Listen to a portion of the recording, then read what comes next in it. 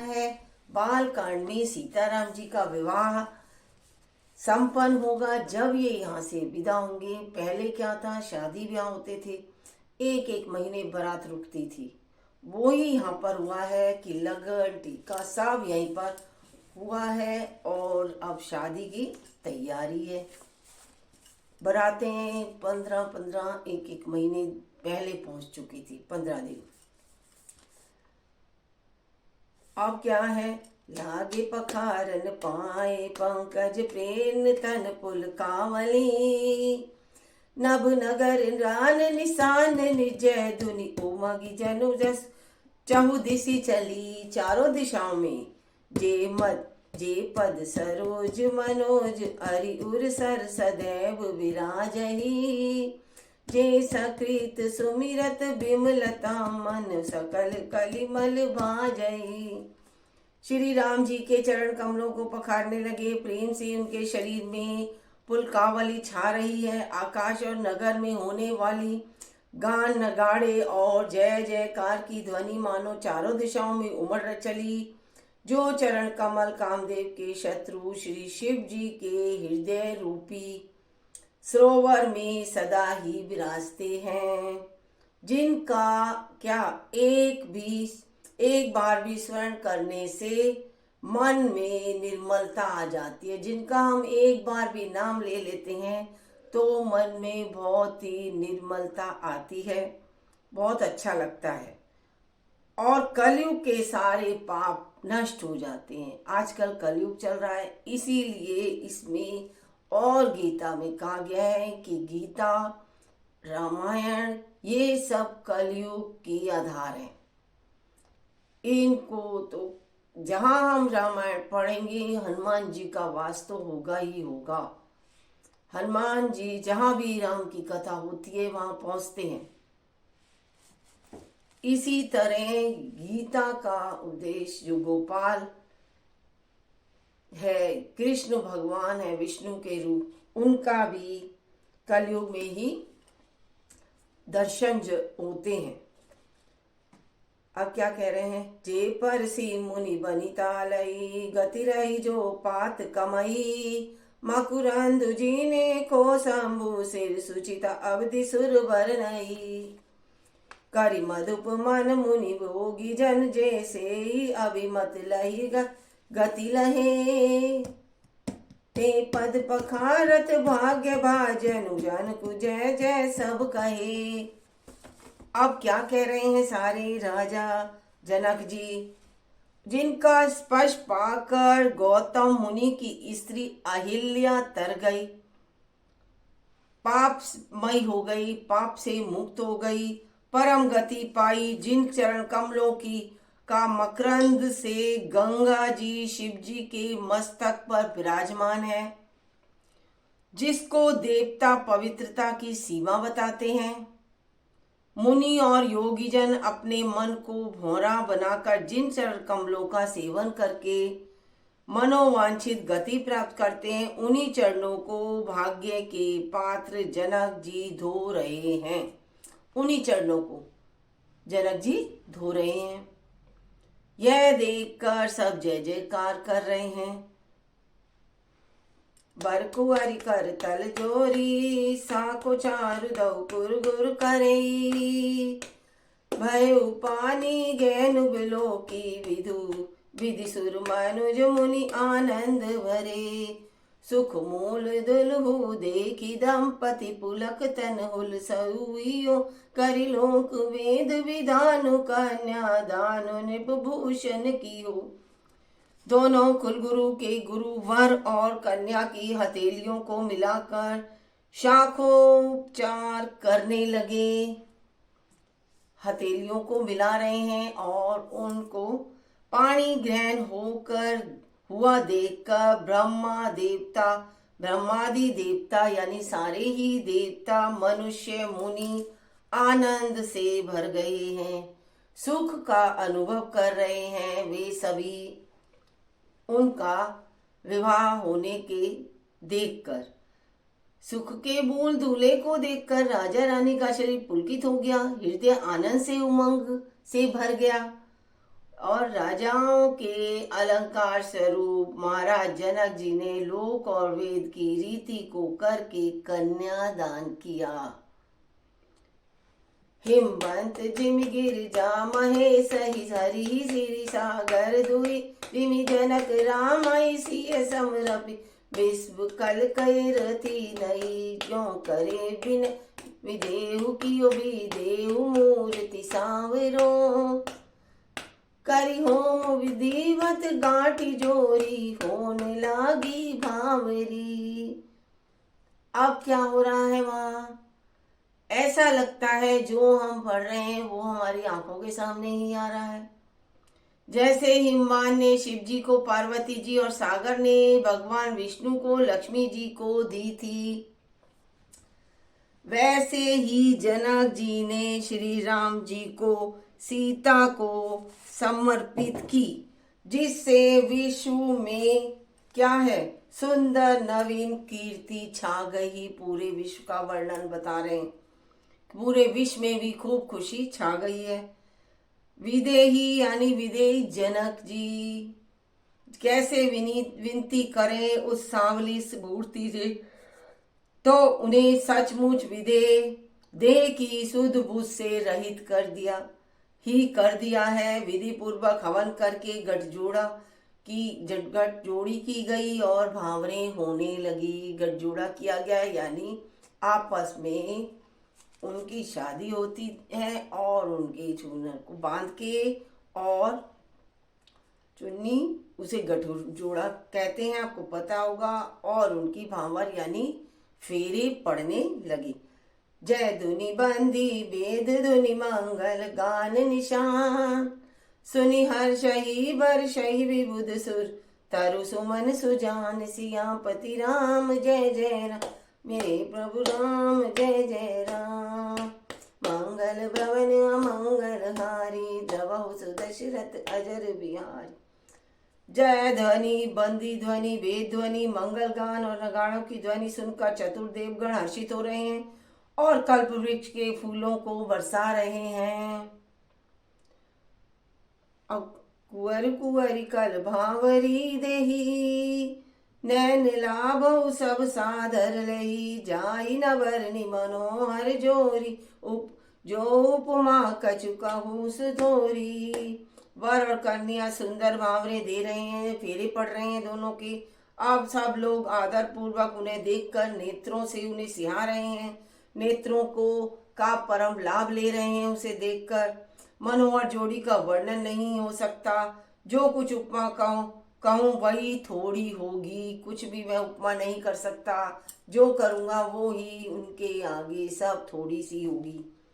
अब राम सिय सुंदर प्रति छाई जगमगात मणि खंबन माही मनहु मदन हर रति धरि बहु रूपा देखत राम बियाहु अनूपा। श्री राम जी और सीता जी की सुंदर परछाई मणियों के खंभों में जगमगा रही है। उनकी परछाई महल के खंभे हैं उनमें दिख रही है, उन्हीं को देख के लोग बहुत निहार रहे हैं।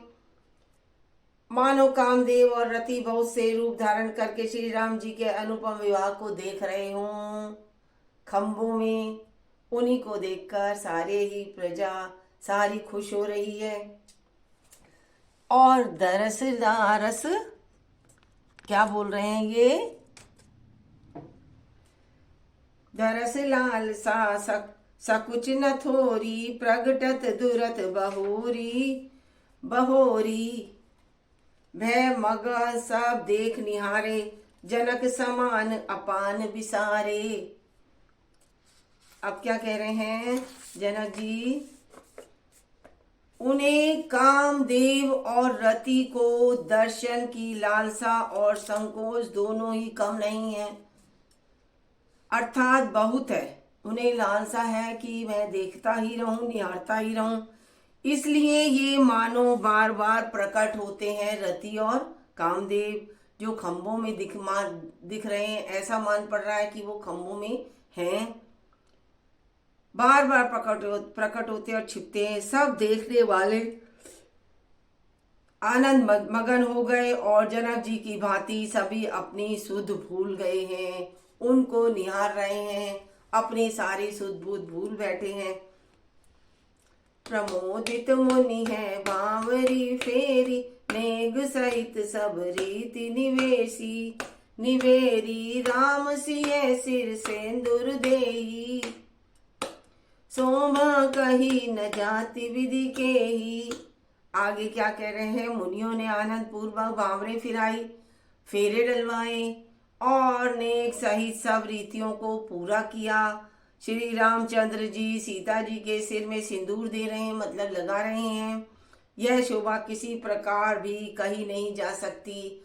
आंखों को बहुत ही सुंदर लग रहा है, आंखें उन्हें निहार रही हैं, नेत्रों से बहुत ही सुंदरता झलक रही है। आंखों की पलकें भी नहीं झपक पा रहा है कोई।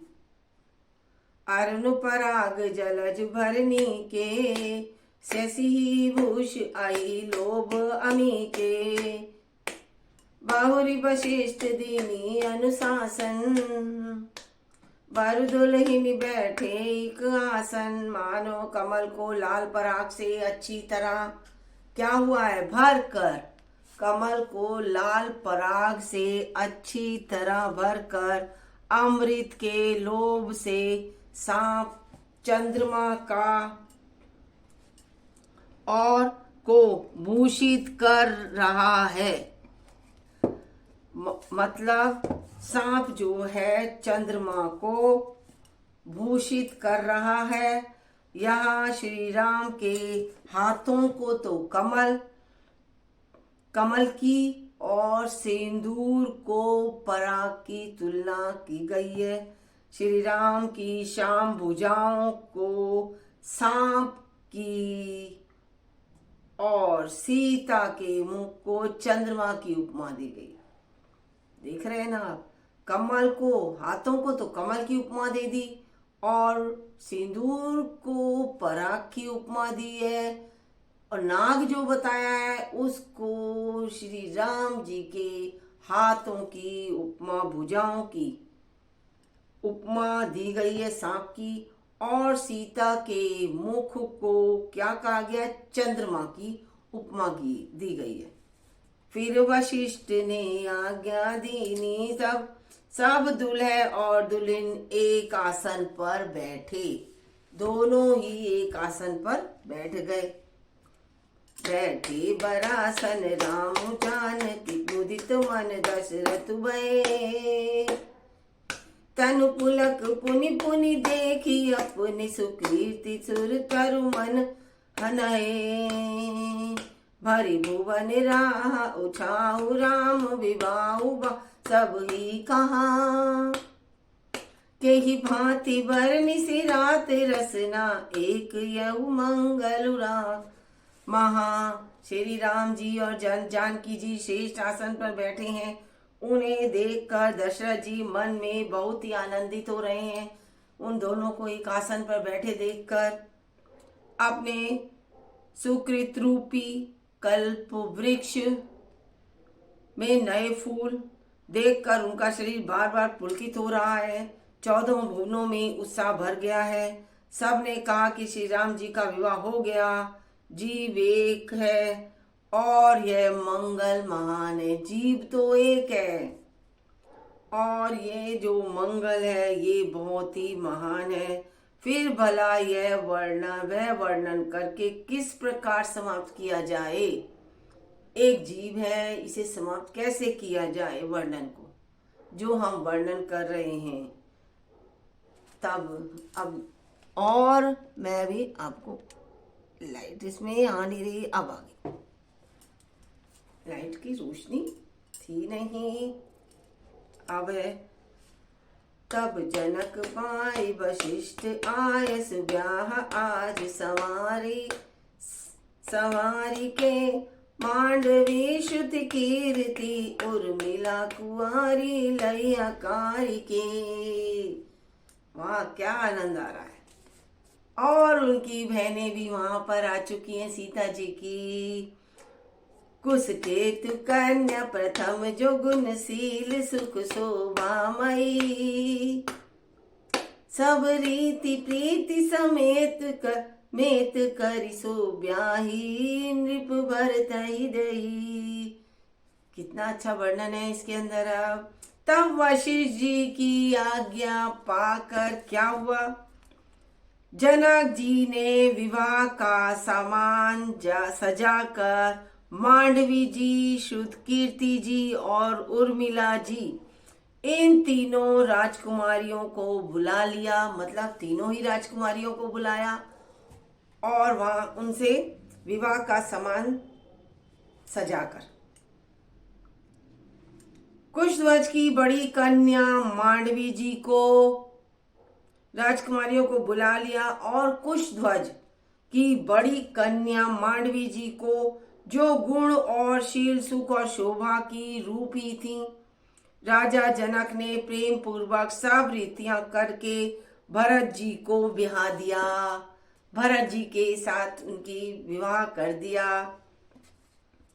जानकी लघु भगिनी सकल सुंदर शिरोमणि, जानिके सो तन्य दीनी ब्याहि लख नहीं सकल विधि सन्मानिके। जहि नाम श्रुत कीर्ति सुलोचनी, सुमुखी सब गुण आगरी। सो दही रिपुसूदन ही रूस भूपति रूपशील उजागरी। जानकी जी की छोटी बहन उर्मिला को सब सुंदरियों में शिरोमणि जानकर उस कन्या को सब प्रकार से सम्मान करके लक्ष्मण जी को ब्याह दी गई, उनसे ब्याह कर दिया गया। और जिनका नाम श्रुति कीर्ति है और जो सुंदर नेत्र वाली, सुंदर मुख वाली, सब गुणों की खान और तथा रूप तथा शील में उजागर है, उनको राजा ने शत्रुघ्न जी को ब्याह दिया। अनुरूप वर दुल्हिनी परस पर लखी सकुन ये हर्षई। सब मुदित सुंदरता सराहई सुमन सुरगन वर्षई। सुंदरी सुंदर वरई सब एक मंडप राजई। जनु जीव उरचारी अवस्था विभुन विराजही। क्या कह रहे हैं, दूल्हा और दुल्हन परस्पर अपने अपने अनुरूप जोड़ी को देखकर सकुचाते हुए हृदय में हर्षित हो रहे हैं, खुश हो रहे हैं। सब लोग प्रसन्न होकर उनकी सुंदरता को सराहना करते हैं और देवगण फूल वर्षा कर रहे हैं। सब सुंदर दुल्हने सुंदर दूल्हों के साथ एक ही मंडप में ऐसी शोभा पा रही हैं मानो जीव के हृदय में चारों अवस्थाएं, कौन कौन, जागृत स्वप्न सुषुप्ति और तुर्य, अपने चारों स्वामियों विश्व तेजस प्राज्ञ और ब्रह्म सहित विराजमान हो। ये सारी इसमें दी गई है, जैसे सभी वहां विराजमान हो। दुल्हे और दुल्हनी है परस्पर अपने अपने अनुरूप जोड़ी को देखकर सकुचाते हुए सारा कहते बता दिया, ये वहीं पर विराजमान हो गए हैं। सब देखकर बहुत खुश हैं। मुदित अवधपति सकल सुत बधुन समेत निहार। जनु पाय महिपाल मणि क्रियन सहित फलचारी। सब पुत्रों को बहुओं सहित देखकर आवाध नरेश दशरथ जी ऐसे आनंदित हैं, उन्होंने कभी सोचा नहीं था कि मेरे चारों पुत्रों का विवाह एक साथ ही एक जगह संपन्न हो जाएगा। मानो वे राजाओं के शिरोमणि क्रियाओं, यज्ञ क्रिया, श्रद्धा क्रिया, योग क्रिया और ज्ञान क्रिया सहित चारों तरफ वो आ रहे हैं। मानो वे राजाओं के शिरोमणि क्रियाओं, यज्ञ क्रिया और योग क्रिया ज्ञान क्रिया सहित चारों फल धर्म काम और मोक्ष पा गए हों। जसी रघुवीर ब्याह विधि बरनी सकल कुंवर ब्याहे तेई करनी कही न जाई कछु दाई जबूर रहा कनक मणि मंडप पुरी श्री रामचंद्र जी के विवाह की जैसी विधि वर्णन की गई उसी रीति से सब राजकुमार विवाह गए। दहेज की अधिकता कुछ कही नहीं जाती। सारा मंडप सोने और मणियों से भर गया है। ये है इनके विवाह का वर्णन। आपको कैसा लगा आप मुझे बताइएगा। राम सीता का विवाह है, साथ में चारों भाइयों का विवाह, सीता की सभी बहनों का विवाह भी हो चुका। वहीं पर अब आगे की कथा मैं अभी सुनाऊंगी। आपको कैसा लगा आप मुझे बताइए। जय श्री राम, जय श्री राम।